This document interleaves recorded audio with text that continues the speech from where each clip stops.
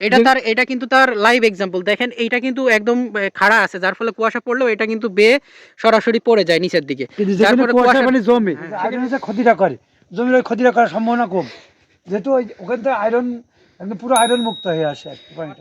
অর্থাৎ এইখানে সবথেকে গুরুত্বপূর্ণ বিষয় হচ্ছে কি, আপনি একই সাথে সারও দিতে পারছেন, অর্থাৎ সারের যে পানিটা সেটাও গুলিয়ে দেওয়া যাচ্ছে, জি জি জি। এবং আপনার লিকুইড যে পানি সেটা শুধু শুধু পানিটাও কিন্তু সেচ হিসেবে ওই গাছে সরবরাহ গাছে করা যাবে। সরবরাহ করবে। অর্থাৎ এই প্লান্ট দিয়ে কিন্তু দুইটা পদ্ধতিতে পানি দেওয়া যাচ্ছে, একটা হচ্ছে সারের পানিও দেওয়া যাচ্ছে, একটা হচ্ছে সেচের পানিও দেওয়া যাচ্ছে, এবং সেটা গাছের শিকড়ের থেকে হালকা কিছু অল্প কিছু দূরত্বে দেওয়া থাকে, যার ফলে শিকড়ে কোনো ধরনের ক্ষতি হয় না, কোনো প্রেসার পড়ে না। ক্ষতি এবং সারটা একদম এই মানে এই যে এই পানিটা অপচয় হয় না এবং অতিরিক্ত পানিও হয় না, ঠিক গাছের যত প্রয়োজন সেই পানিটুকু দিয়ে বন্ধ করে দেওয়া যায়। আসসালামু আলাইকুম। আজকে আমি এসেছি আমাদের ঝিনাইদহ জেলার সবথেকে বড় ড্রাগন চাষি এবং বড় ড্রাগনের বাগান। এটা বাংলাদেশের অন্যতম বড় ড্রাগনের বাগান বলা চলে। এখানে প্রায় 30 বিঘা ড্রাগনের বাগান একই জায়গায়, এবং আমার সাথে আছেন মোহাম্মদ সুরত আলী হাসান। তো আজকে আমরা ড্রাগন চাষের কিছু গুরুত্বপূর্ণ বিষয় আজকে ওনার সাথে আলোচনা করব, এবং স্প্রিংকেল ইরিগেশন সিস্টেম নিয়ে এখানে আলোচনা করা হবে। এটা একটা নতুন পদ্ধতি, এবং বিএডিসি থেকে ওনাকে এই সেচ প্রকল্পের আওতায় আনা হয়েছে, এবং এই সেচ প্রকল্পের যে প্লান্ট সেটা ওনার বাগানে দেওয়া হয়েছে, এবং ওনার যে নতুন একটা বাগান হয়েছে এখানে আলট্রা হাই ডেন্সিটি মেথডে বা আড়া পদ্ধতি যেটা, সেই বাগানের যেভাবে পরিচর্যা উনি করেন সেটা নিয়ে আমরা আজকে বিস্তারিত আলোচনা করব। চাচা কেমন আছেন? আলহামদুলিল্লাহ ভালো আছি।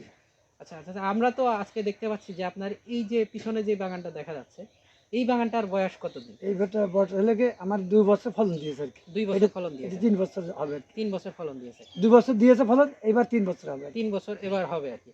তো এখন তো ড্রাগনের আসলে মৌসুম না, এখন হচ্ছে অমৌসুম। এখন সব থেকে বড় বিষয়টা কি ড্রাগনের জন্য? এখন ড্রাগন যখন মানুষের গাছে শেষ হয়ে যায় তখন গাছে পরিচর্যা, যদি আপনি যেভাবে পরিচর্যা করবেন তার ফল পাবেন ওই সময়।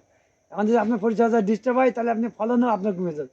তার সব থেকে বিষয় হলো গাছের সুষম একটা গাছের মানে যাতে কোনো রোগ না হয় এবং সুষম খাদ্য সব দিকে তার খেয়াল রাখতে হবে, এই আর কি এখন পরিচর্যা এখন সব থেকে বড় বিষয়। বিষয়। এখন ট্রেনিং প্রুনিং এর যে বিষয়টা আছে, ট্রেনিং প্রুনিং এর বিষয়টা আসলে আপনারা কিভাবে করে থাকেন, বা এই ট্রেনিং প্রুনিং বিষয়টা কেন সব থেকে বেশি জরুরি? আমরা যে অপ্রয়োজনীয় যে ডালগুলো ওগুলো বাড়তি খাবার খাই, ওগুলো তো ফলন দেয় না।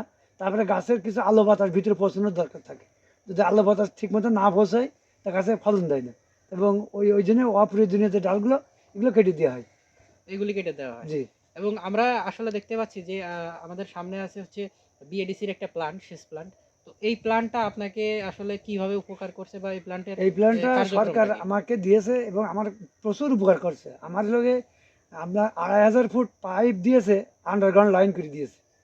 এই যে শেষ, এই যে যেহেতু বিদ্যুৎ সবসময় থাকে না, এটা সৌর বিদ্যুৎ, এবং আমার যা পানি লাগে তা প্রায় 12 আমার হয়ে যাচ্ছে। অর্থাৎ প্রায় 80% পানি 80% এখান এখান থেকে আমার হয়ে যাচ্ছে, হয়ে যাচ্ছে, এবং আর 20% আমার নিজের মোটরতে দেওয়া লাগছে। এই 20% পানি বাদ বাকি দেওয়া লাগে। জি।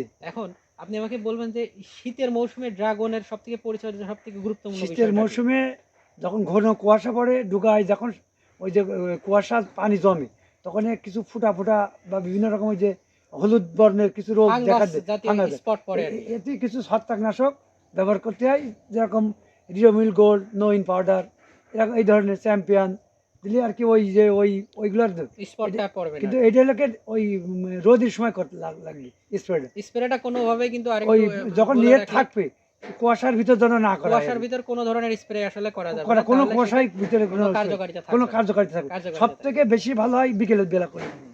তো আমরা এখন আপনাদের একটু এই প্ল্যান্টটা দেখাবো যে আসলে এই প্ল্যান্টের সেচের প্রক্রিয়াটা কি। তো আপনি আমাদের একটু দেখাবেন যে সেচের প্রক্রিয়াটা। এটা লোকে আমার পিছনে যেটা দেখা যাচ্ছে সেটা হচ্ছে সোলার প্যানেল, এবং ওর উপরে কিন্তু সোলার আছে, এবং তার উপরে একটা বড় ট্যাঙ্কি আছে যেখানে আসলে 2000 লিটার একটা ট্যাঙ্ক আছে, 2000 লিটারের একটা ট্যাঙ্কি আছে যেখানে পানিটা জমা হয়, এবং পাইপের মাধ্যমে এইখানে এসে ফিল্টারিং হয়।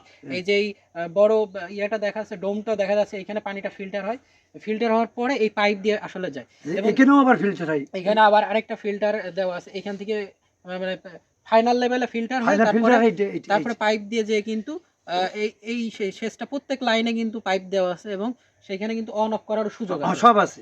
এখন এইখানে আমরা 3টা সুইচ দেখতে পাচ্ছি। এই তিনটে সুইচের কাজ আসলে কি একটা এইটা লগে মেন হলো পানির সুইচ। আচ্ছা, আর এই যে এই সুইচটা লগে যদি ভুইটি কোনো লিকুইড সার কেউ দিতে চায় জি। তাহলে এটা বন্ধ করতে হবে। করে এই দুটো চালু করলে এখানে যদি কোনো পাত্রে সার গুলিয়ে এই পাইপটা ভিতরে ঢুকে দেয় দিলে এই সারের পানিটা প্রতিটা গাছে গুঁড়া চলে যাবে। অর্থাৎ এইখানে সবথেকে গুরুত্বপূর্ণ বিষয় হচ্ছে কি, আপনি একই সাথে সারও দিতে পারছেন, অর্থাৎ সারের যে পানিটা সেটাও গুলিয়ে দেওয়া যাচ্ছে, জি জি জি। এবং আপনার লিকুইড যে পানি সেটা শুধু পানিটাও কিন্তু সেচ হিসেবে ওই গাছে সরবরাহ গাছে করা যাবে। সরবরাহ করবে। অর্থাৎ এই প্লান্ট দিয়ে কিন্তু দুইটা পদ্ধতিতে পানি দেওয়া যাচ্ছে, একটা হচ্ছে সারের পানিও দেওয়া যাচ্ছে, একটা হচ্ছে সেচের পানিও দেওয়া যাচ্ছে, এবং এই পানিটা যাচ্ছে আসলে স্প্রিংকেল সিস্টেমে, ফোয়ারা সিস্টেমে, যার ফলে কিন্তু সেচের পানি অপচয় একদমই হয় না। এক চুল পরিমাণ পানি অপচয় নেই। এবং এখানে 100% পানি কিন্তু গাছের উপকারে লাগে, এবং এই পানিটা যে পদ্ধতিতে যায় সেটা হচ্ছে আমরা এখন আপনাদের দেখাবো। এটা হচ্ছে মেন সুইচ, এটা এইভাবে, এটা এইখান থেকে দিলে অফ হয়ে যাবে, আবার এদিকে টান দিলে কিন্তু এটা অন হয়ে যাবে। জি। এখন আমরা দেখব যে আসলে এটা যায় কিভাবে। এটা দেখা যাচ্ছে যে এই পাইপটা মেইন পাইপ, এখানে কিন্তু ফিল্টারিং হয়, এখানে ফিল্টারিং হওয়ার পরে এই মেইন পাইপ দিয়ে, এই যে পাইপটা দেখা যাচ্ছে, এটা হলো লাইনার। এই পাইপটা এই যে। কিন্তু বরাবরই চলে গেছে, এবং সেইখান থেকে প্রত্যেকটা এক একটা করে কিন্তু এরকম ছোট ছোট পাইপ আছে, তাই না? জি, প্রত্যেকটা লাইনে এরকম ছোট ছোট পাইপ আছে, এবং দেখতে পাচ্ছেন যে এখানে কিন্তু সুইচ আছে, এই যে সুইচ, ওইটা বন্ধ হ্যাঁ, এই সুইচটা কিন্তু যদি আমি বন্ধ করি তাহলে কিন্তু পানি বন্ধ হয়ে যাবে। পানি বন্ধ হয়ে যাবে। আবার এই সুইচটা অন করলে এই যে, ওইটা বন্ধ হয়ে গেছে। এই যে দেখেন, এই যে এটা হচ্ছে অফ, তার মানে পানি এখন এখন আর বন্ধ। পড়ছে না। আর ওইটা বন্ধ। দিলে আবার হয়। এখন যদি আমি সুইচটা অন করে দিই, এই যে পানি এই যে পানি শুরু আবার শুরু হয়ে গেছে, এই যে। এই যে পানি কিন্তু পড়তেছে, জি। পানি কিন্তু পড়া শুরু হয়ে গেছে, এবং দেখা যাচ্ছে প্রত্যেকটাই এরকম দেয়া আছে। এরকম পুরো লাইন এবং দেয়া আছে। প্রত্যেক কিন্তু 2 মিটার পর পর এরকম একটা স্প্রিংকেল ফোয়ারা দেওয়া আছে, এবং সেইখান দিয়ে পানিটা কিন্তু প্রবাহিত হয়, এবং সেটা গাছের শিকড়ের থেকে হালকা কিছু, অল্প কিছু দূরত্বে দেওয়া থাকে, যার ফলে শিকড়ে কোনো ধরনের ক্ষতি হয় না, কোনো প্রেসার পড়ে না। ক্ষতিমা সারটা একদম এই মানে এই যে এই পানিটা অপচয় হয় না এবং অতিরিক্ত পানিও হয় না।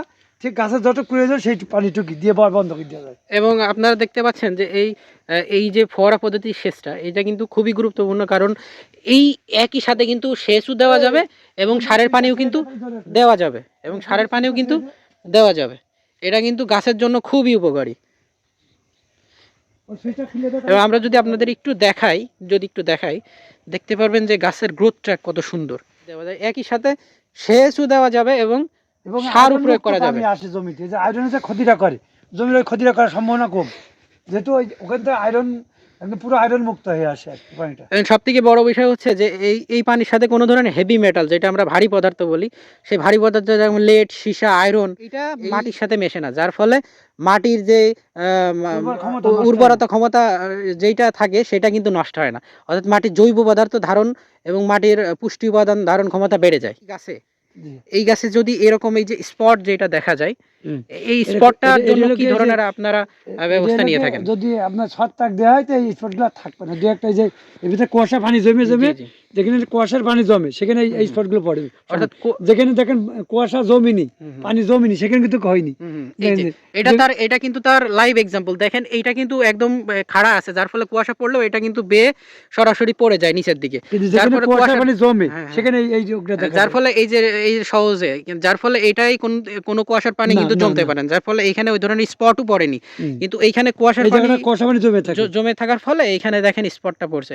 অর্থাৎ এইটার জন্য আপনারা যে কোনো ধরনের ভালো একটা ছত্রাকনাশক, প্রোপিকোনাজল, টেবুকোনাজল, ট্রাইফ্লক্সিওস্ট্রিবিন বা হেক্সিসল গ্রুপের একটা ভালো ছত্রাকনাশক কিন্তু এখানে স্প্রে করতে পারেন, স্প্রে করলে এই রোগটার হবে না। আমরা যদি প্রত্যেকটা একটু দেখাই যে এই লাইনের এই প্রত্যেকটা গাছের গ্রোথ, মানে এত সুন্দর গ্রোথ যে আসলে